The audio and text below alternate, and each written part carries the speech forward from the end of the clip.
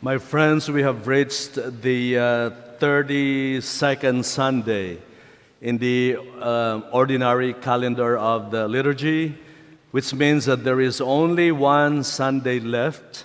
Next Sunday is the 33rd. It's patterned after the life of Jesus, so 33 Sundays. And then the following Sunday is Christ the King that will conclude the liturgy, the calendar of the year. And so we are preparing for the next liturgical season of the first Sunday of Advent for the next year. The gospel narrative today is very brief, but it has a strong force and message that very relevant to our lives. Jesus was so impressed by the poor widow's gesture that he called the attention of the disciples to it. So it was an opportunity for Jesus to teach a good news, a wonderful lesson. So by way of outline, there are only 2 points that we will reflect today. First, we will talk about the theology and the spirituality of giving, which is we are entering into the giving season. How can our act of giving, what is truly the meaning of that, and how can it transform us and change us? We give a lot of things all the time, but what is that kind of giving that will really push us and move us to be closer to God, and it's transforming, okay? So we will talk about first the distinction between God's way of giving and our own natural human way of giving. They're not the same. God's way of giving, as you will see, as you know, is different from ours. So we will look at that distinction. And then, second point, which will be the heart of the good news, is we will talk about, I know probably you hear this for the first time, the poverty of God. I know, you will say, what? A poor God? Yes, He is poor. The poverty of God. And we will discover that only the giving that comes from poverty is the true form of giving. We will discover that. I just want to spark your curiosity, so you'll keep on listening, right? And you will not be planning your grocery items, but to listen. So, okay, first, distinction between God's way of giving different from ours. Sometimes it's amazing to realize, but it's true. Because all of us...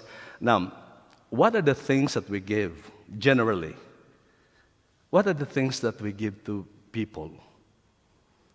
Things that are surplus.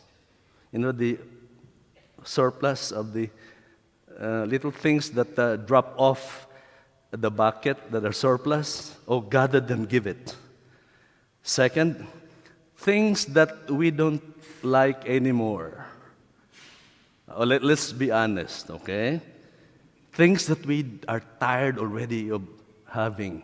Let's give it away. Things that are no longer, they don't excite us anymore, so we just as well give. Third, and this is getting worse, things that are slightly irregular. Things that don't look good. Well, I bought it out of impulse. Well, let's give it away. And the worst thing is when things start to rot, and they start, vegetables and fruits that start to rot, let's give them away before we throw it to the garbage. These are the things. That's why I tell people, be careful with the things that you give. Because you are announcing to people who you are. If you give things that are broken, that are irregular and rotten, that's what people think, that's what you are. Irregular, broken, slightly rotten. which is true. That is why be careful. I mean, for your own safety, for your own safety, do not do this because that's what you are announcing to people. And it's so common, it's common. We are not aware of it, but it's very human. Okay, but it's true. Okay, now, second point, when God gives, He gives the very best. It's not surplus, it's not rotten, regular. Remember the word in St. John's epistle?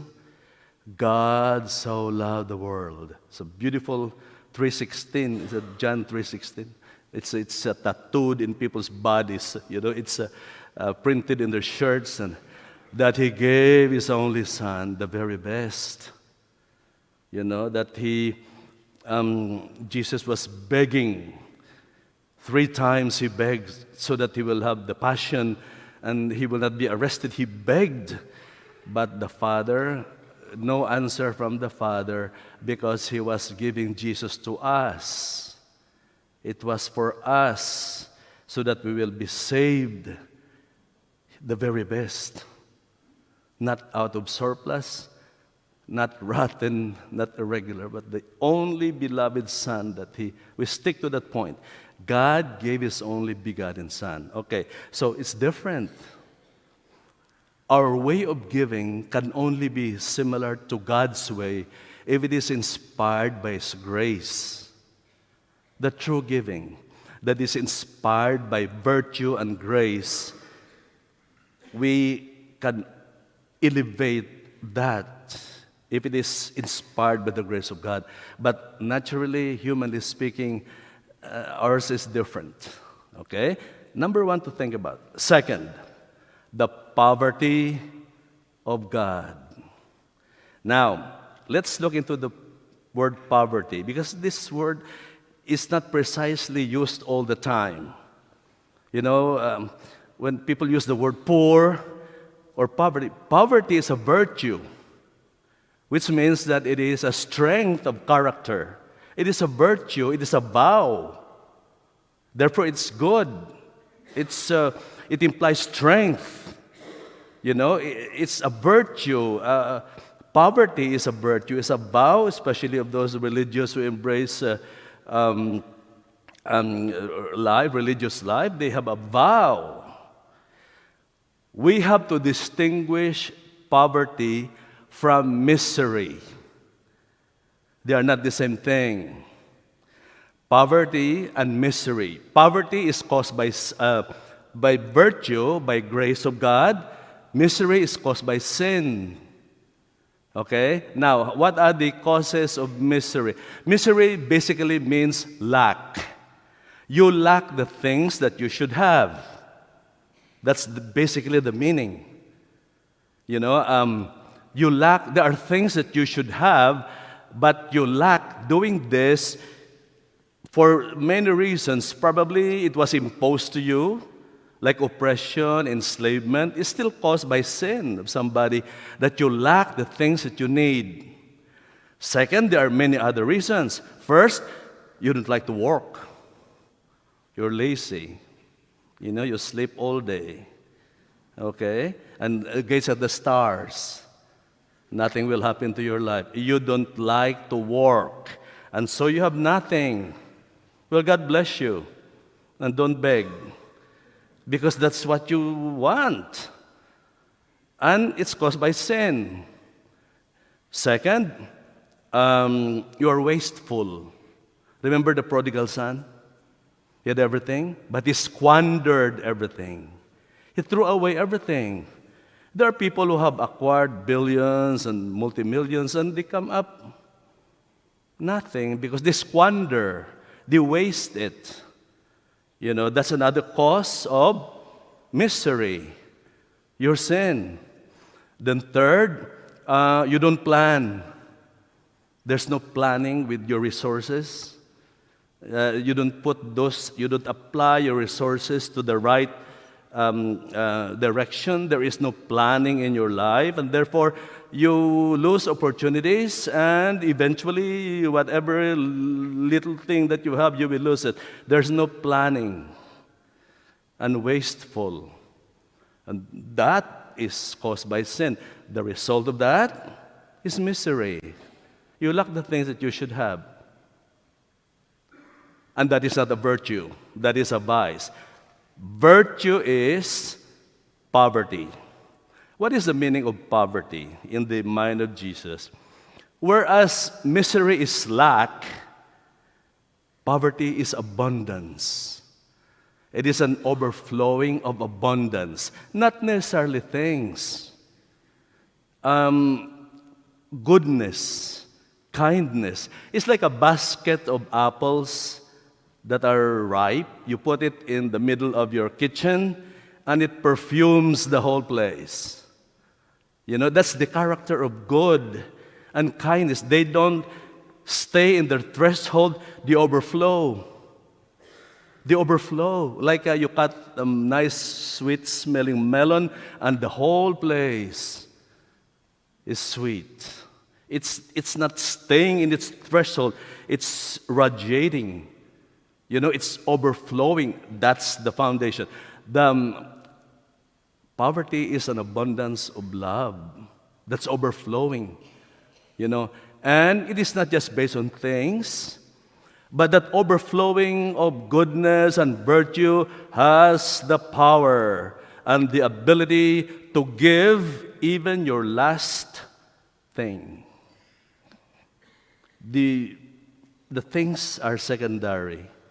It is the overflow of goodness and love coming from within that you can sacrifice the entire everything that you have. That's what happened to the woman. There was an overflow of goodness that even a couple of coins, the very last that she had, she gave. Giving out of poverty, out of overflow of love, is the only true form of giving. And that's what happened to God when He gave Jesus. The key word is only.